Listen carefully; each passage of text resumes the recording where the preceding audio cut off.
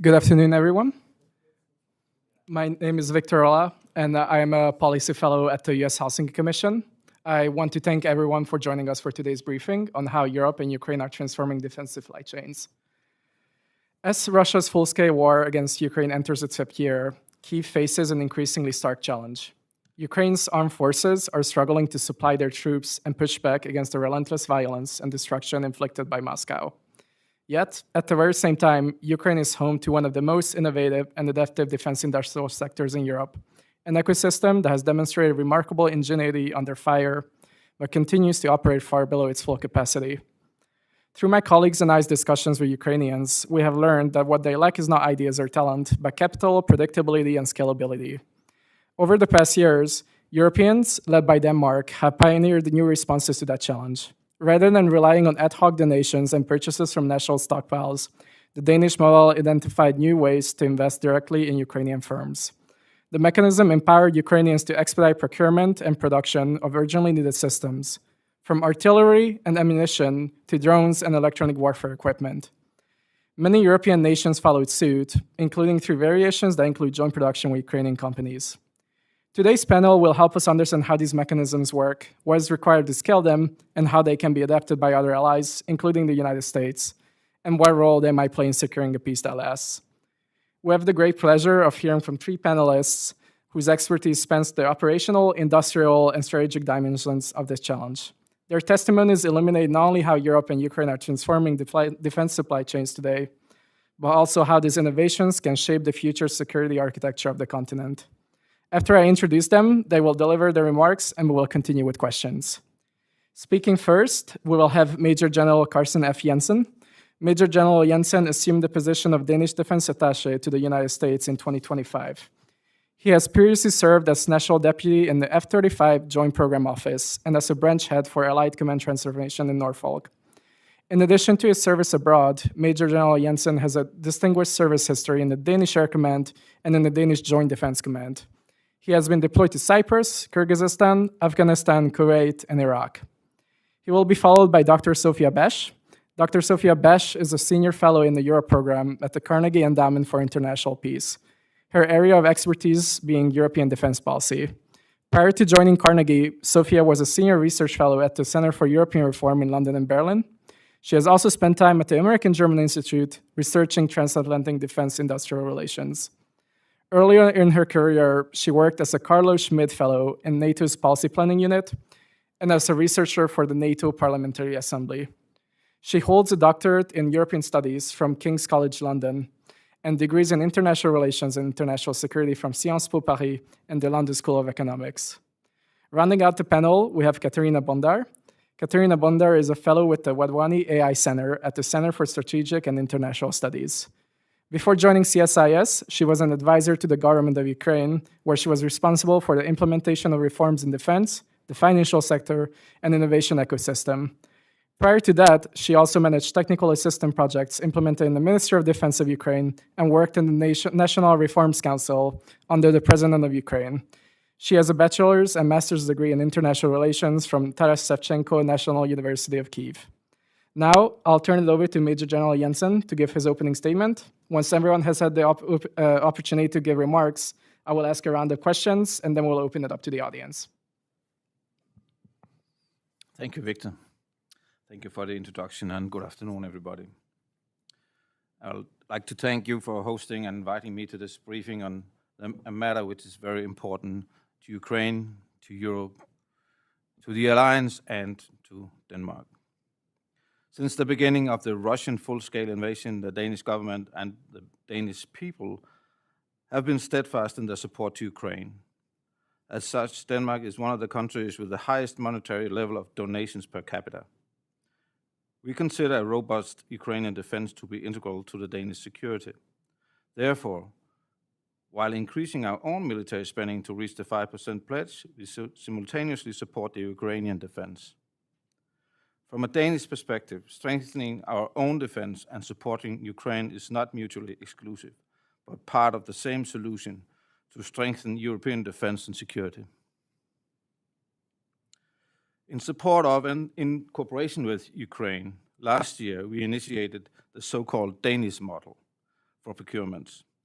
The model has proved to be a defense industrial success, delivering capabilities to the Ukrainian defense effectively, in time, and boosting the Ukraine defense industry at the same time. This model is in large successful due to its novel approach to procurements and its combination of solidarity with long-term strategic thinking. Through the model, Denmark donates directly to the Ukrainian defense industry instead of relying solely on purchasing military equipment from third countries or donating from national stockpiles. The model can finance either existing contracts, reimburse expenses held by the Ukrainian authorities, or new contracts entered by the Ukrainian Defense Procurement Agency.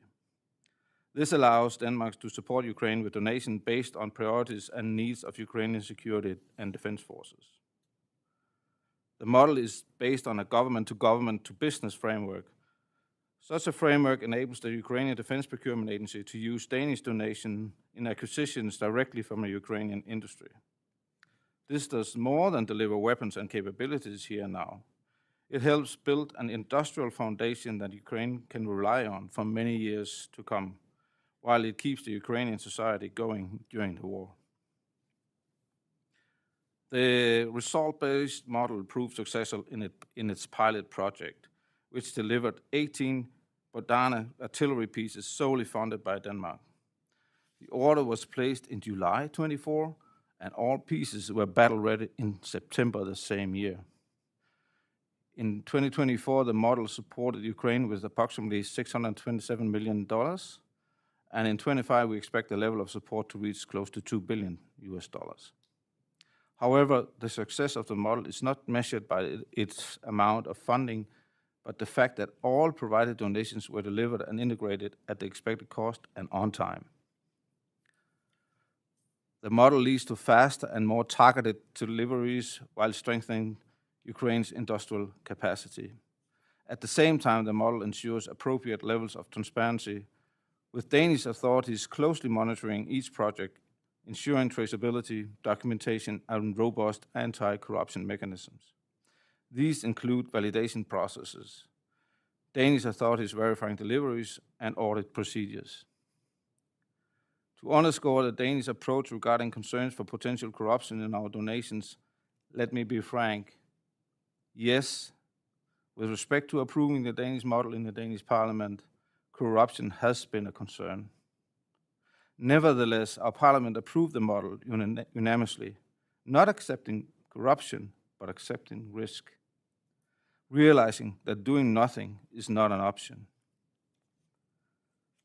As highlighted by the NATO Secretary General Mark Rutte last week, the continuous flow of weapons and support to Ukraine is important. To this end, the Secretary General highlighted the Danish model as a useful approach to address the needs of the Ukrainian defense forces.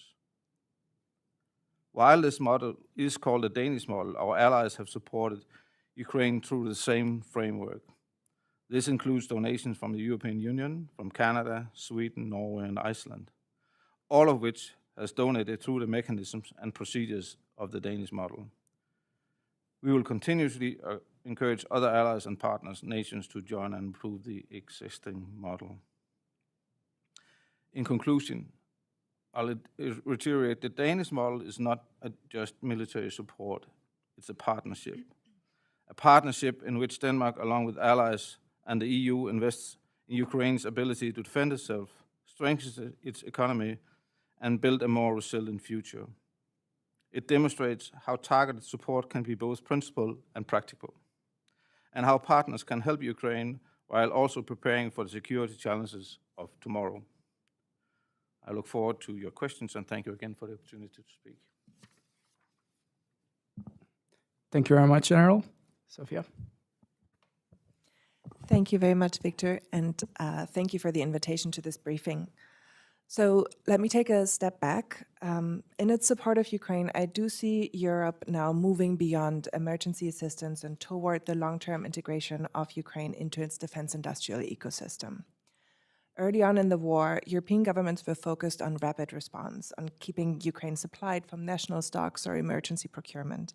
But what began in 2022 as a set of reactive crisis instruments is now starting to evolve into something more strategic. Defense industrial partnership with Ukraine offers a path to move from episodic aid to structured rearmament of both Ukraine and Europe. Collaboration can create predictable and scalable ways of rebuilding Ukrainian military capacity while embedding the country more deeply in European supply chains and its broader innovation ecosystem. The strategic logic behind this is fairly straightforward. A capable and rearmed Ukraine is Europe's first line of defense and strengthens deterrence against Russia, and industrial capacity is central to that goal. A Ukraine that can equip, repair, and sustain its own forces offers the most credible security guarantee. Collaboration also aligns closely with Europe's industrial self-interest. Working with Ukrainian defense players provides Western firms with operational insight and access to a combat learning environment that is not available anywhere else in NATO right now. All this remains relevant beyond a potential ceasefire. Ukraine is set to remain a military and defense industrial powerhouse and first line of defense against Russia, and creating robust industrial cooperation pathways now will serve European security for years to come. European MODs and EU institutions absolutely recognize the value of closer industrial ties with Ukraine, and the political will for greater integration is strong. On the ground, however, firms do still face regulatory ambiguity, financial constraints, administrative burdens, and of course, security risks. And these frictions have all slowed progress and have so far prevented Europe and Ukraine from realizing the full strategic payoff of cooperation. That said, it is my sense that 2025 has been a breakthrough year that began to unlock many of the most persistent restrictions to Europe-Ukraine defense industrial cooperation, and that there's real momentum building behind this effort now. Governments and firms in Europe are experimenting with several pathways for industrial cooperation. The most prominent model of industrial support has been the direct financing model, or the Danish model, which we've already heard about in detail, so I won't go into it too much. Let me just reiterate that this approach has become an extremely effective way to arm Ukraine while strengthening its defense industrial base. We've seen variations of the Danish model emerge recently, such as the Dutch model, which channels payments directly to Ukrainian manufacturers and is more focused on startups, whereas the Danish initiative has focused more on heavy equipment. Direct financing is highly valued in Ukraine because it gives Kyiv maximum flexibility and is responsive to immediate operational needs of the military. And in Europe, it is highly valued, especially by those governments without a strong domestic defense industrial base at home. The main caveat, aside from intense accountability burdens, is that this remains a government-financed wartime emergency instrument. So unless the direct financing models evolve into longer-term defense industrial partnerships, they could, in theory, end fairly abruptly, which makes sustainable planning more difficult. A second pathway of collaboration is production and co-production inside Ukraine. We have seen some initiatives here, particularly in ammunition production and in maintenance, repair, and overhaul of European donated equipment.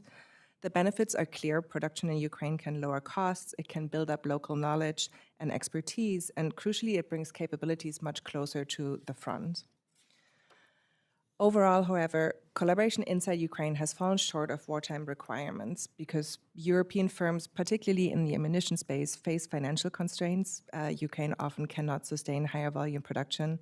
They also have to contend with persistent security challenges, from Russian strikes on industrial facilities to the practical hazards of moving personnel and material in a war zone, and the cost of war risk insurance for European employees. And then added to this are significant bureaucratic hurdles, a highly decentralized Ukrainian defense ecosystem, and frequently shifting capability requirements, which all complicate long-term planning. That said, there are examples of smaller, innovative European firms successfully navigating this, especially in the one sector that stands out as the most dynamic segment of defense industrial partnership between Europe and Ukraine. I'm referring, of course, to uncrewed platforms, drones, but also the broader electromagnetic warfare ecosystem. As you know, battlefield learning cycles in Ukraine, the speed of iteration is extraordinarily fast. And European firms that fail to do the learning on the ground increasingly find themselves unable to meet the emerging standards that are set by Ukrainian certification procedures. And so collaboration in this area is essential for European firms if they want to remain competitive. It's telling that military leaders from NATO frontline states will now routinely ask whether systems have been tested and proven in Ukraine, rather than taking industry claims at face value. For that reason, Ukraine has become a magnet for technology firms, drone firms, and those providing enabling capabilities that are keen to learn more from Ukraine's extremely successful model of civil-military integration. And some European early mover firms have already successfully built plants in Ukraine, hired a local workforce, acquired stakes in Ukrainian tech startups, often on their own initiative. Ukrainian drone companies, for their part, are extraordinarily capable but heavily capital constrained. Many of them are operating far below capacity. And to support them, Ukraine is now opening export facilitation offices in Berlin and in Copenhagen. The idea is to encourage not just the export of products, but also investment in Ukrainian production and joint facilities abroad. That leads me to the third and last pathway for collaboration that I wanted to discuss today, and potentially this is the most scalable, that is joint production, joint ventures on NATO's soil. Collaboration inside Europe provides far safer operating conditions and the ability for Ukrainian firms to scale in ways that may not be possible inside Ukraine during wartime. This pathway is still fairly new, but several Western partners have initiated first joint ventures. Denmark, again, stands out as a first mover under the Build with Ukraine initiative. They have recently helped a Ukrainian rocket and drone fuel firm establish operations domestically. The UK has recently launched a licensing deal for interceptor drones that will become the first Ukrainian combat system licensed for production in a NATO country, but others, I believe, are set to follow. One last point to make before I close on a very recent EU development, and that is on the EU's new defense loan facility, SAFE. SAFE is designed to mobilize large-scale investment in European defense production, and it explicitly allows and encourages participation by Ukrainian firms. Most of the recently published member state plans for SAFE already include provisions for the involvement of Ukrainian firms. And if it is implemented effectively, SAFE could accelerate defense industrial integration, though it will require navigating significant structural regulatory barriers to the European market. Let me end with this. We're now facing another inflection point for the war in Ukraine, with negotiations both over a potential ceasefire and over the reparations loan based on Russian frozen assets ongoing. But quite apart from the results of these processes, for Europe, the logic is clear. Ukraine is its forward line of defense, and integrating Ukraine into Europe's defense industrial base is an investment in the continent's long-term security. This is a long-term project. It will require years of commitment and resources, but strengthening defense industrial partnership with Ukraine is how Europe turns today's crisis response into a lasting strategic advantage. Thank you, and I look forward to your questions. Thank you, Sophia. Katerina? Dear Chair, members of the Commission, thank you so much for the opportunity to testify today. The views I express here are my own, and they don't reflect the views of CSIS or the Ukrainian government. So, over the past 4 years of Russia's full-scale invasion, the Danish model has become one of the main innovations in sustaining Ukraine's military readiness. But let me dig deeper a little bit on the problem that the Danish model was designed to solve. Ukraine's defense industry has expanded at a pace a few have anticipated.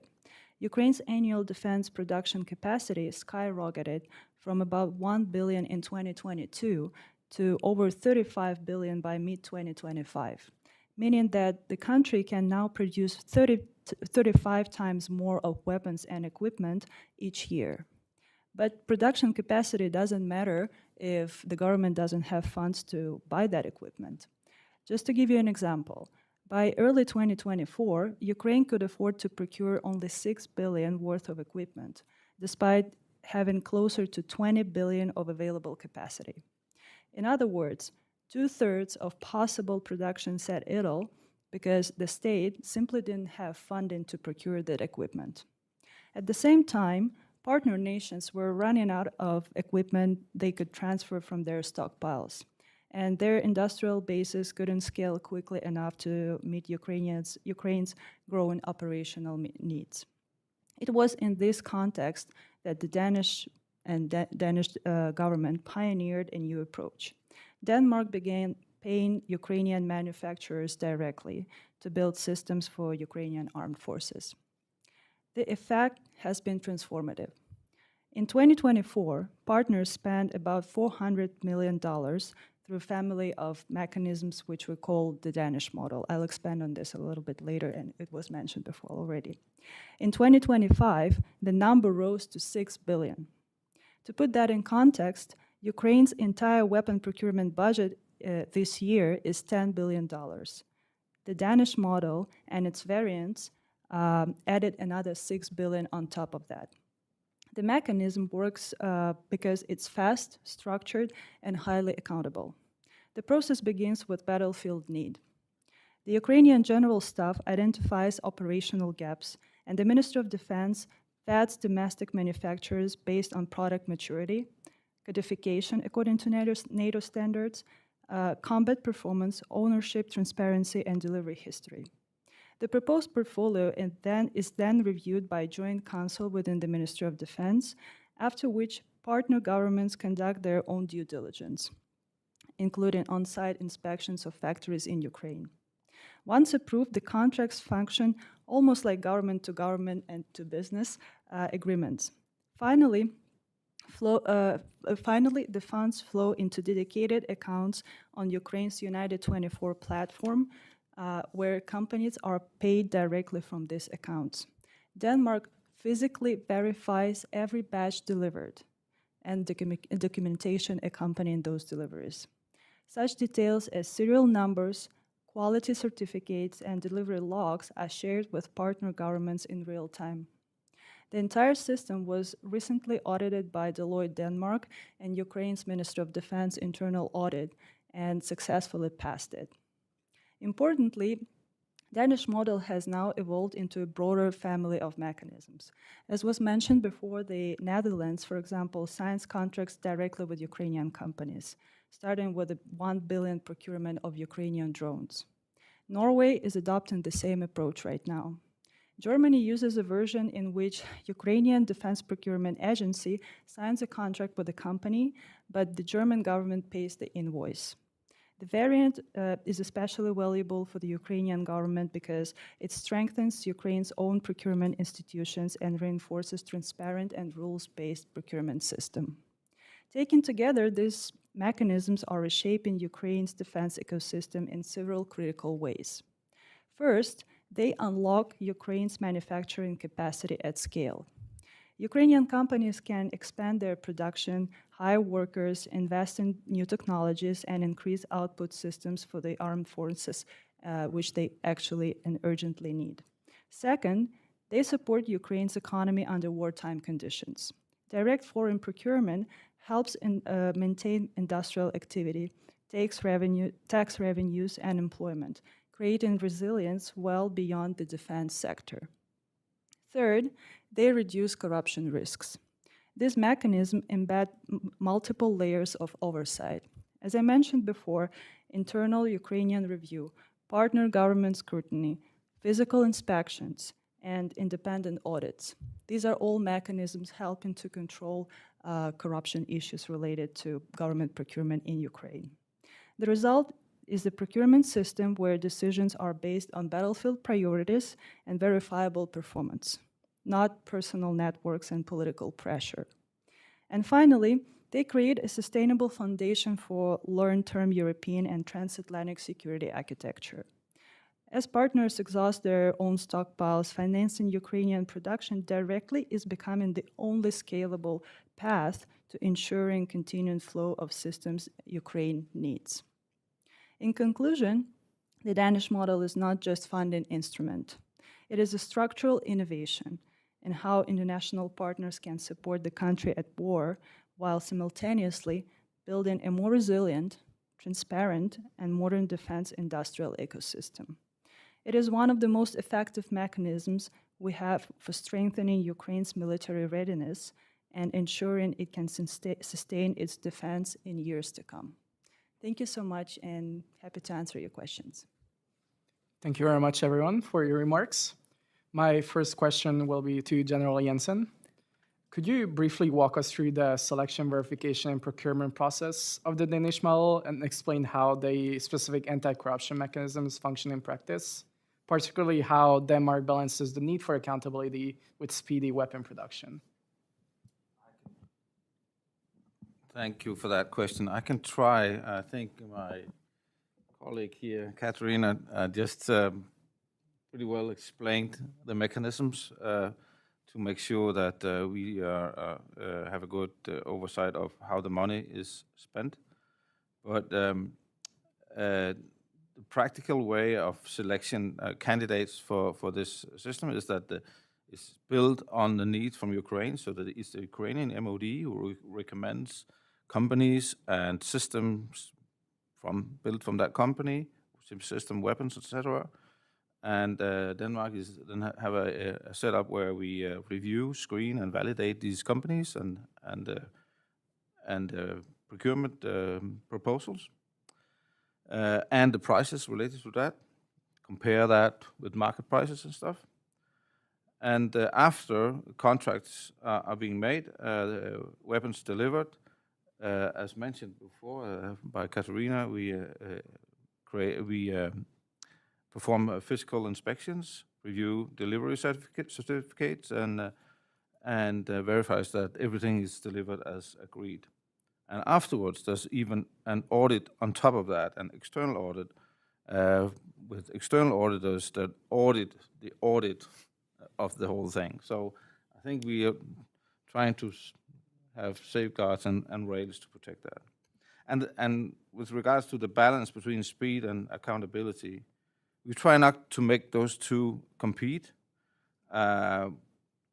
We shouldn't impact accountability because of speed and vice versa. It is built upon the requirement for speed, but at the same time ensuring maximum level of accountability and transparency. So even though you could argue that you can have speed and good oversight, we try to do both at the same time. Thank you very much. Sophia, my next question is to you. You touched upon this in your testimony, but could you expand on how the different defense industrial capabilities of European governments shape their approach to cooperation with Ukraine when it comes to procurement?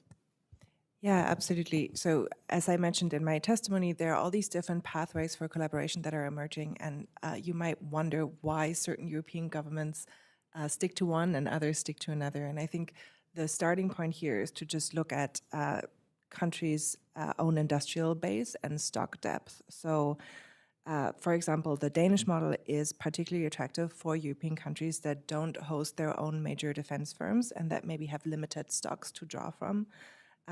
Germany, in the beginning of the war, looked at its own strong defense industry and instead chose a model where the German MOD finances contracts, facilitates contracts with German firms. So that reduces the accountability burden for Germany, and it also benefits German defense companies.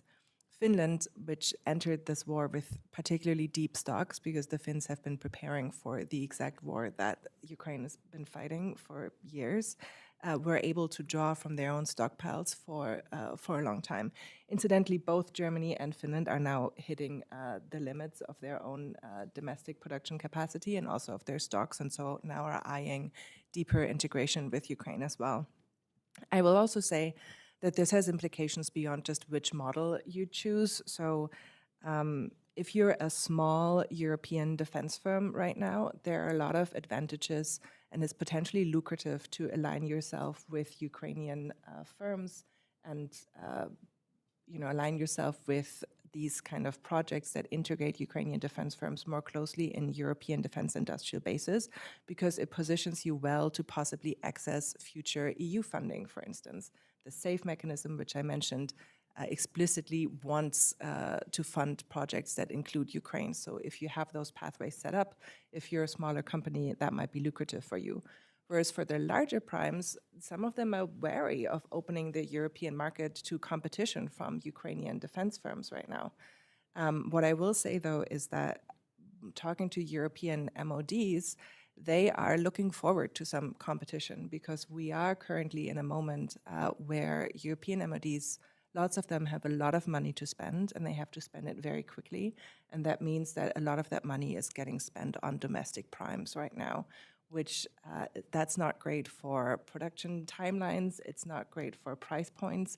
A little bit more competition from Ukrainian firms that could potentially do things faster and more cheaply, I think will restore European competition and in the end improve the projects too. Thank you very much. Kate, we have discussed these various models cooperating with Ukrainian government and Ukrainian businesses. How do these models interact with Ukraine's own internal domestic procurement frameworks? This is really both when it comes to their export control regulations, as well as any type of bottlenecks that have been created when integrating foreign financing and co-production with Ukrainian domestic production pipelines. What policy adjustments have been made to mitigate these issues, and what potential options do we have to alleviate these issues in the long run? Yeah, so on the Ukrainian side and its procurement system, the Danish model and its variations, they exist as a parallel system, I would say. So they don't replace or substitute Ukrainian procurement system, but what they do, they add kind of additional layer on top of it. And it started with the Danish model. Now we have around 5 to 6 different variations, and it creates a little bit of difficulty in managing these projects, basically, because there is a lot of paperwork, there is a lot of communication with foreign procurement agencies and ministers of defense. So basically, what could be done and what is the bottleneck is this project management and accountability. The Ukrainian government would suggest, and that's kind of the vision for 2026, is to standardize this old procedures, probably direct them more to the Defense Procurement Agency, because this is what it was created for. It was one of the demands within collaboration with NATO, and that's best practice of defense procurement. So streamlining all these procedures through Defense Procurement Agency of the Ministry of Defense, standardizing approaches, and that would probably create more transparency for our partners, easier process of traction and monitoring of procurement procedures, and basically streamlining the process when everyone's aligned and everyone knows the rules of the game. Thank you very much. General Jensen, next question is yours. You have highlighted that countless nations have joined the Danish model and various variations of it. As the volume of partner contributions and demand for these models to collaborate with Ukraine increase, what adaptations would the Danish model need to be scaled up for greater production as well as multilateral collaboration? None, but maybe I should elaborate. Ukraine needs funding, not production capabilities. As we just heard, that there are plenty of production capacity, and we have already, or Ukraine have already scaled production. So few adaptations are needed to be for the increased multilateral support through the model. Other nations are already participating and transferring funds through it. So we have the model. It can also work with other nations, and we can easily include donations from more nations. Of course, if it's become really big and a lot of procurements through that system, we probably need to just scale the model, but not change it, is the idea. None. Thank you very much. Sophia, given how Ukrainian firms must navigate both wartime pressures as well as European regulations when it comes to interacting through these procurement processes, how can Europe, the European Union, and European national governments ensure that their own defense regulations do not shut and bar Ukrainian industry out of their collaboration opportunities, both now and in the long run? Yeah, there's a real regulatory burden challenge now that Ukrainian defense firms are looking to enter and integrate with the European market more.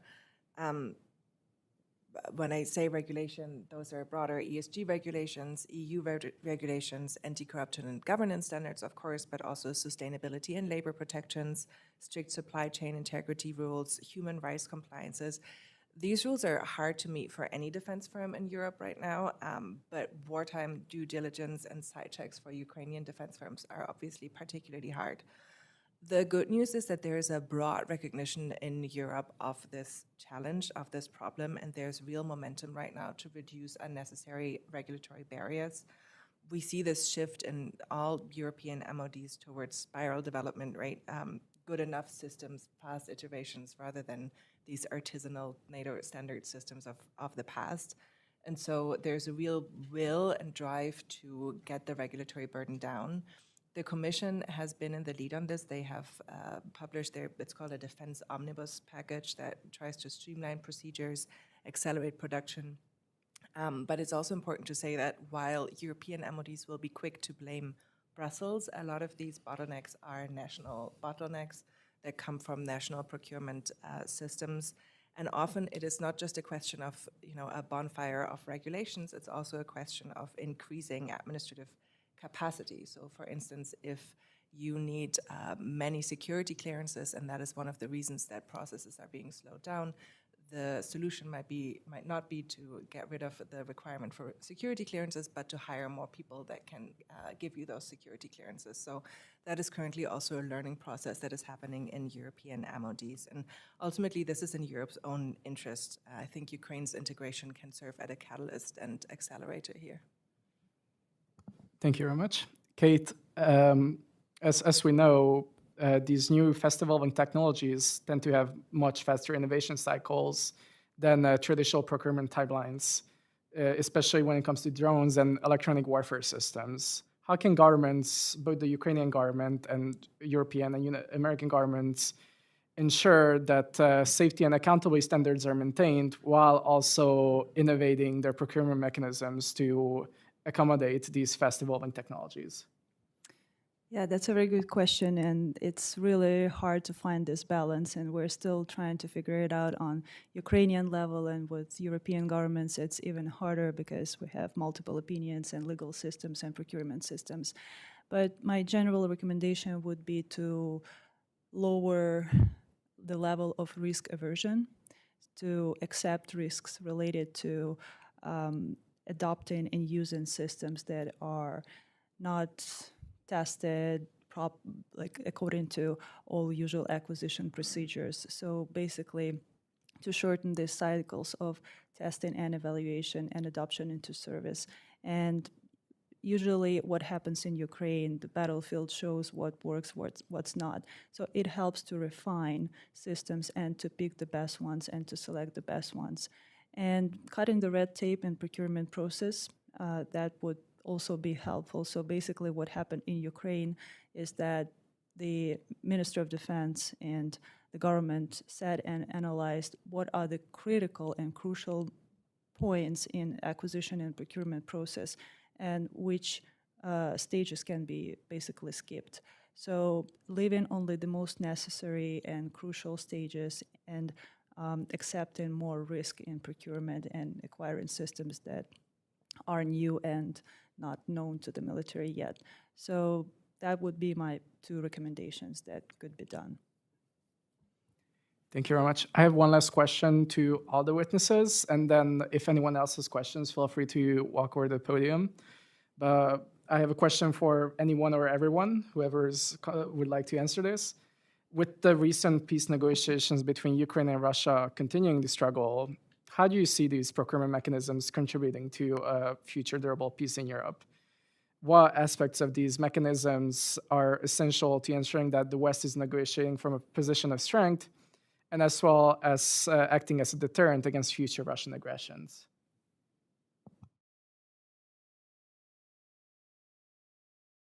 Anyone? Yes, sorry. No, I'm really glad that you're asking this question because in a way it is sort of the main message of my testimony today.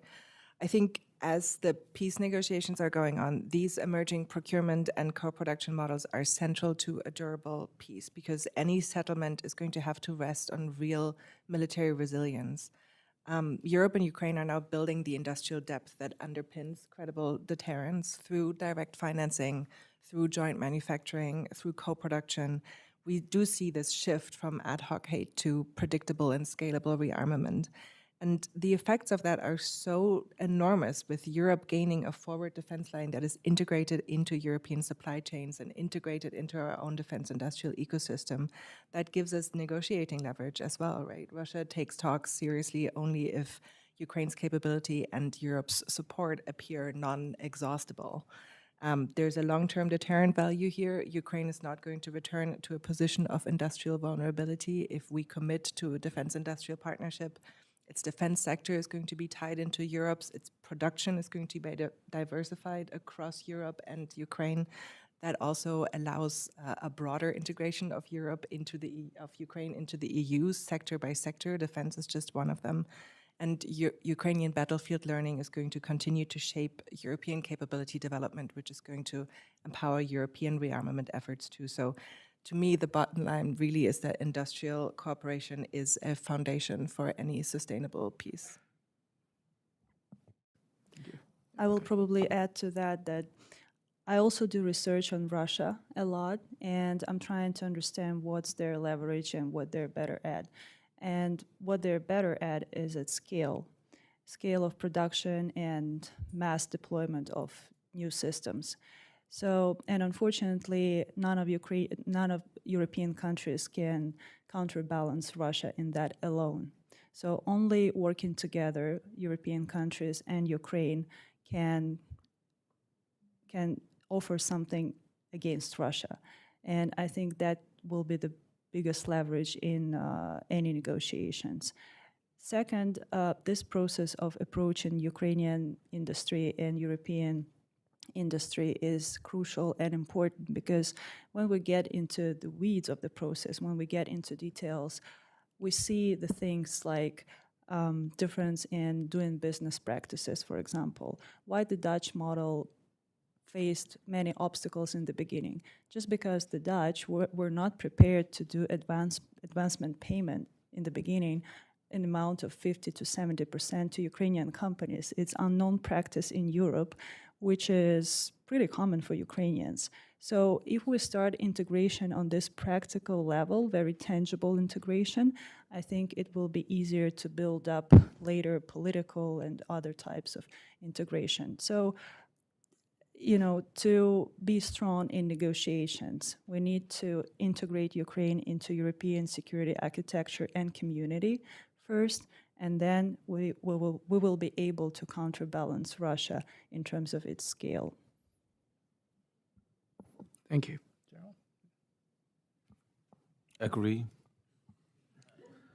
Maybe I should add anyway, since I pressed the button here, that we went from initially, lots of nations donated weapons and systems and material, partly because Ukraine needed it, but partly because that's what we could spare.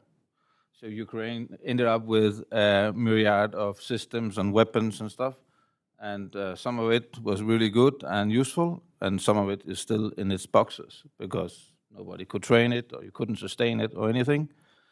And that is not a way of helping Ukraine that will last past any peace agreement. That will die out the day there's a peace agreement. But by this system, the Danish model, we facilitate processes as well as industry, as well as society to continue no matter where the money comes from, internally from tax revenue in Ukraine or from donations from allies. So this is a more durable and sustainable model, war or peace. Thank you. Thank you very much, everyone. With that, we can turn to questions from our audience. If you'd like to ask a question, please walk over to the podium and introduce yourself.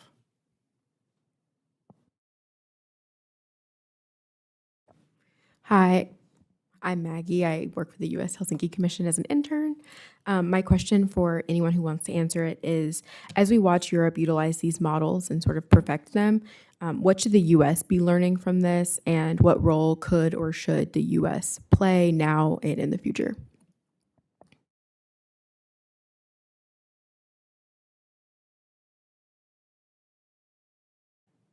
Okay, I can start. So basically, U.S. can leverage the experience of working with Ukrainian defense industry, either by financing or co-developing military systems. Because what is happening in Ukraine will have its effects across the globe. In every conflict, in every theater, we need to learn the lessons, we need to analyze the patterns that are present there. So by involving into Ukrainian defense industry and working with Ukrainian companies who have firsthand access to the battlefield, and they constantly communicate with warfighters on the front line and with the Ukrainian special forces and intelligence, they can gain what's the most valuable is experience, and then integrate this experience into the US military. And co-production, collaboration with defense industry is one of the ways to do that. But my suggestion would be to look a little bit broader. So to still look into joint training, joint exercises, just to practice and to see how Ukrainians fight, what patterns are on the battlefield, what tactics they use, what doctrine, because Ukrainians also have a very deep knowledge of Russian tactics and doctrine, so that should also be integrated into the US TTPs and doctrine, etc. Because China is learning from Russia, because Putin went to India just recently and establishing military collaboration with India. These are big powers, and US should be prepared. And Ukraine is the entry point, is this starting point where where the US military can have a look and glimpse into what is happening on the enemy side, basically.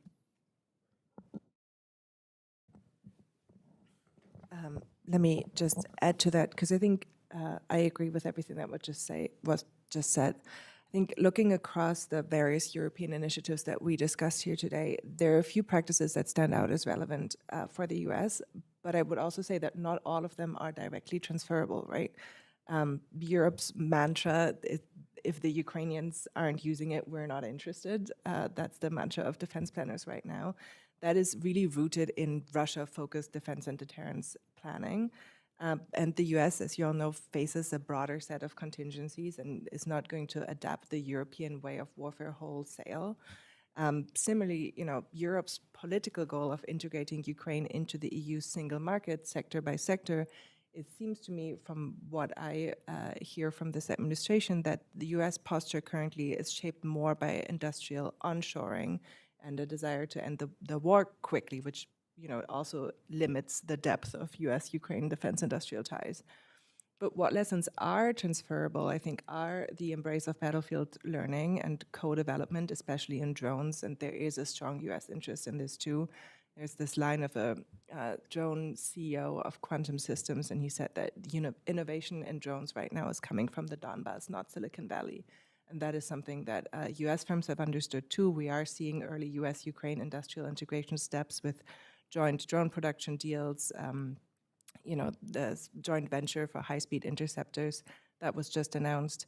And these kinds of mutually beneficial partnerships are tied to real battlefield requirements and rapid iteration. I think that's the best avenue for deeper US-Ukrainian defense industrial cooperation. And then just to end with another lesson I think that is relevant for the US is just the enormous number of systems that are being used up in this war. In certain phases we've had thousands and thousands of drones being deployed by both sides in just a month. And that has to lead to considerations of how deep your stockpiles need to be in order to sustain such an effort, not just of drones and ammunitions, but also of all the materials that it would take to build these things, chips, sensors, batteries, all sorts of things that aren't necessarily built in the US anymore. So securing those strategic supply lines is a big challenge for Ukrainians, Europeans, and I would think that is also a lesson that American defense planners can adopt.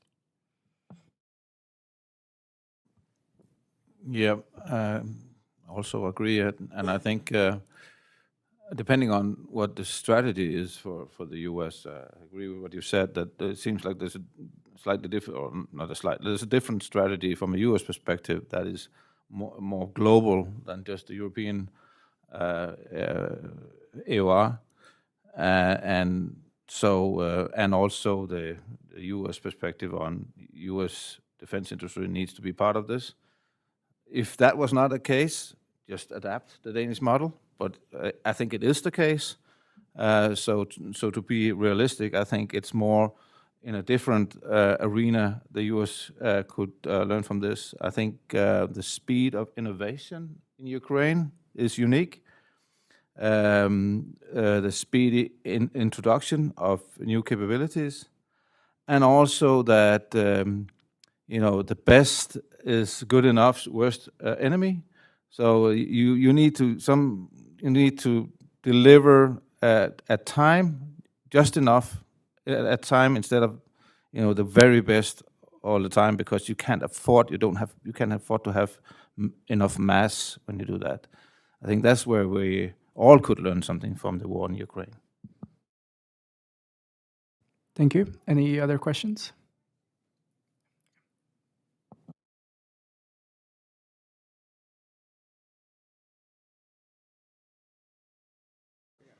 I used to do this, so you'd think I'd know. But I'm Jerry Smith from With Honor.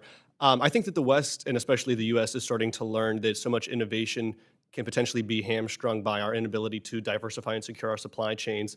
So, I'm just wondering, from either the Danish or Ukrainian perspective, what are the best practices that we can do now in order to make sure that any of these drones that we are building, the sensitive, critical minerals or magnets, are being gotten from friendly nations as opposed to China, so that we're not put in a position where, one day we're launching drones that can be turned off with a flick of a button from Beijing.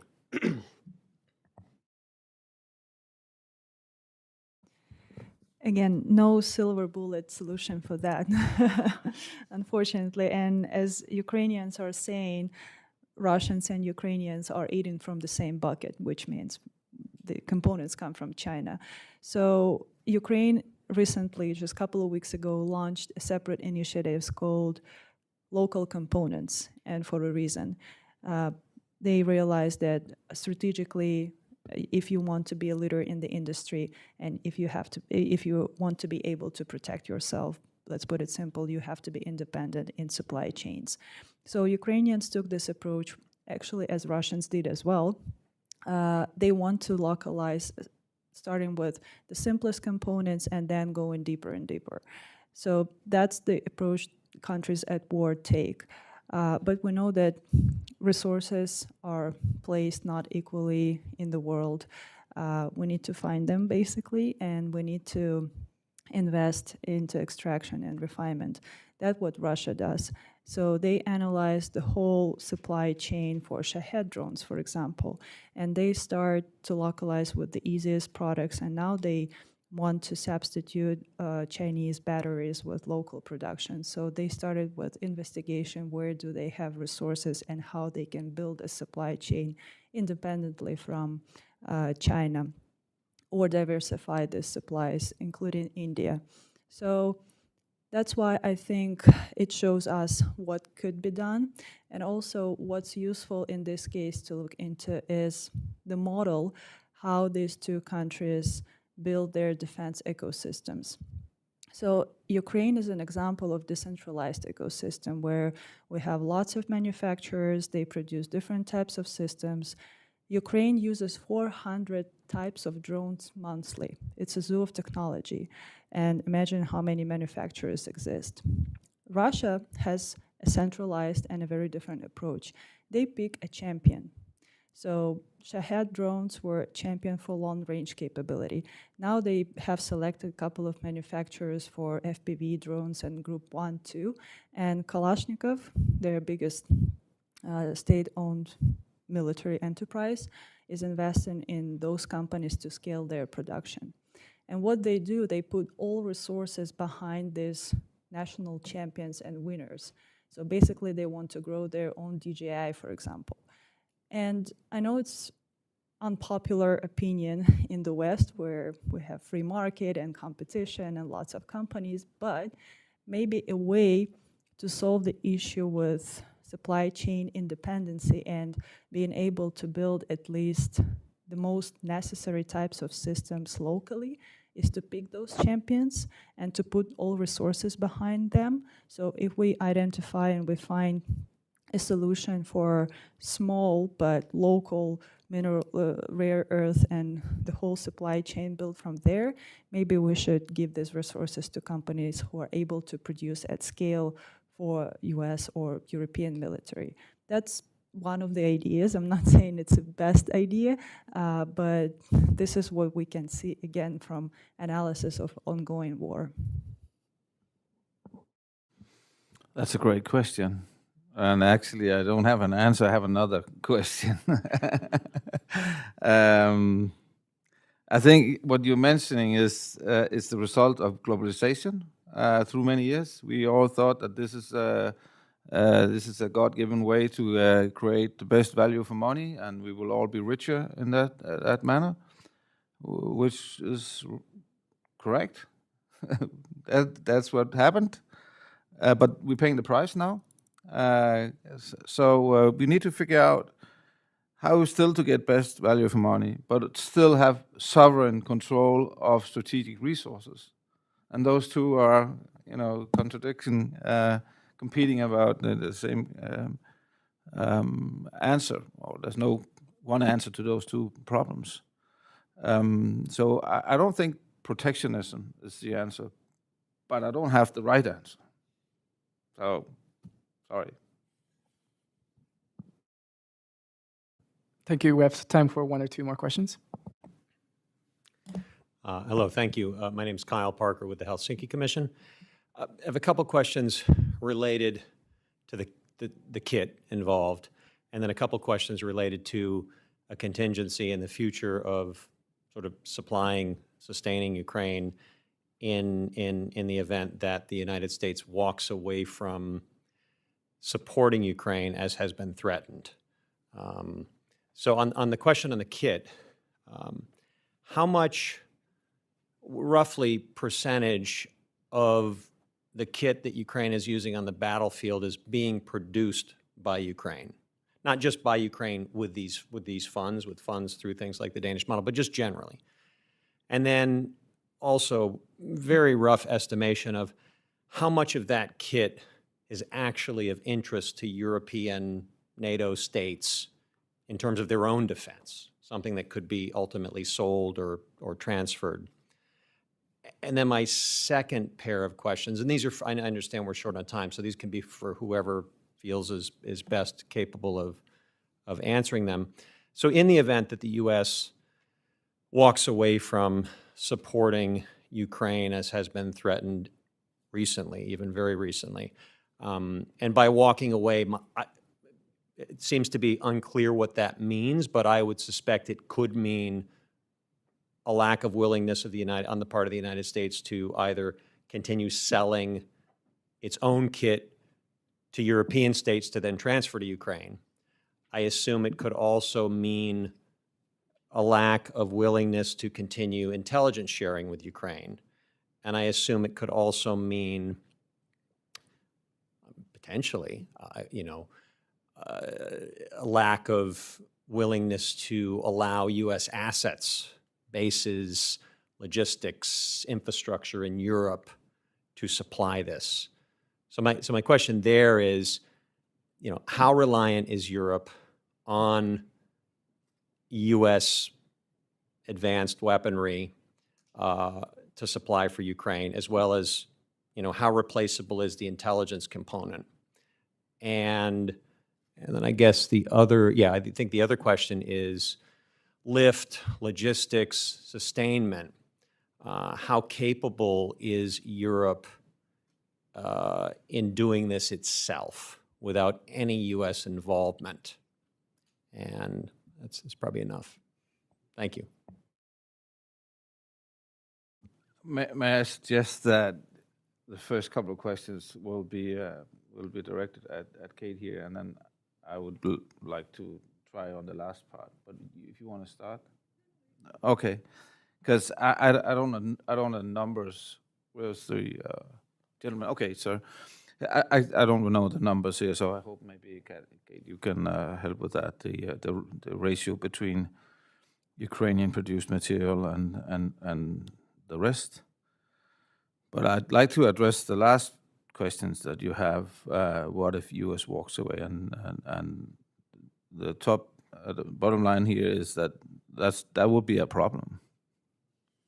It's a big problem today. I think the problem will maybe be lesser over time, since we are building up in Europe. But building up to the degree we are about to do, it takes not only weeks or months, it takes decades. So that would be a problem if that happens tomorrow. I don't think it's in the U.S. interest, though, to do so. But that's a political decision, of course. But there's a reason that the U.S. is present in Europe, because being present, and with that follows influence, like now you see, because and also allowing Europeans and Ukrainians to buy U.S. equipment creates job and revenue and tax and bonds go up and stuff like that. So it's in the U.S. interest to stay involved, to allow weapons and systems to be delivered, and you can say, okay, so what about the intel support? Also a big problem, but I think the Ukrainian, together with other European nations, is also upping that area with the introduction of more and more drones and stuff. But surely the space area is maybe the biggest one where we in Europe are far behind, and that will take time if we need to catch up on that. But again, I think you shouldn't see the intel thing in isolation. I think you should combine them with the other two things I mentioned. So if you want influence, if you want to earn money, and if you want to buy us to buy European equipment, well, we need to have a mutual trust. We need to have businesses. We need to have operational and strategic cooperation. That drives us to buy stuff here and work with the U.S., and that sends money this way across the Atlantic. So it will be a problem, but also for the U.S. I'll try to answer your question real quick. Unfortunately, I don't have numbers just because they're classified. It's not public information what Ukraine gets and which amounts and from where, but a couple of numbers I still have in my mind. So on drones, it's 96% produced locally, only 4% delivered from abroad. And according to the Minister of Defense, these are just experimental systems and, small little batches, but 96%, both small groups 1 to long range capability, are produced in Ukraine. But again, it's a little bit questionable because almost 100% of Ukrainian small drones have Chinese cameras. So yes, these are locally produced drones, but they are produced from foreign components. That's why, we don't have to dig very deep into this to keep it short. But on air defense systems, for example, Ukraine is 100% dependent from our partners. Yes, now air defense has become multi-layered, and mobile groups, for example, and interceptor drones, they're produced in Ukraine. But it's way bigger dependence on foreign assistance. So it's really hard to give an estimated number because part of the information is classified, part is questionable. And on your second question, also real quick, you mentioned, well, I'll talk about Ukrainian side and what if the US walks away? Yes, we need weapons, and there are very sophisticated systems that cannot be replaced by any other type of equipment, and we need to buy them from the United States, including air defense. You mentioned intelligence information. That is also crucial. It's not that, publicly discussed or obvious, but it is crucial because Ukraine makes its bet on long-range strikes, trying to destroy Russian economy and to stop the war, if we can say so, by just disabling Russian economy. And to conduct deep strikes, Ukraine needs foreign intelligence. And it's impossible to replace or substitute with only Ukrainian means. And that's basically crucial because if that information sharing stops, Ukraine will not be able to conduct any deep strikes. And that stops Ukrainian war effort because on the front line, Russia unfortunately has advantage, and we know about that. So Ukraine's bet and hope are deep strikes and destroying Russian economy first. I'll be super brief. I think the way that you asked the question is exactly the right way to ask that question. What does stepping away actually mean? And that is how Europeans are currently trying to disentangle this as well. What steps can we expect when, right? The way that you use the term kit, I think, is sometimes that can be a little bit confusing because really it is not the hardware so much that is of interest for Europeans in terms of what we're learning from the Ukrainians. It is all the enabling capabilities of the electronic warfare around it. And this is also where we are still the most dependent on the United States, right? So this is, to me, how your questions interlock right now. And I will just say, while I agree with everything that the Major General has said, I would never presume to know or to state the US's interests. I do think that there are clear messages that Europeans are currently getting about the US being open for business. And Pearl is a good way and a good mechanism in that general vein. There has been some really useful negotiations happening over what Pearl actually covers, for it to cover only those capabilities that Europeans cannot produce or don't currently have themselves. And that seems a fairly, at least on a self-interest basis, a fairly sustainable way of going about it.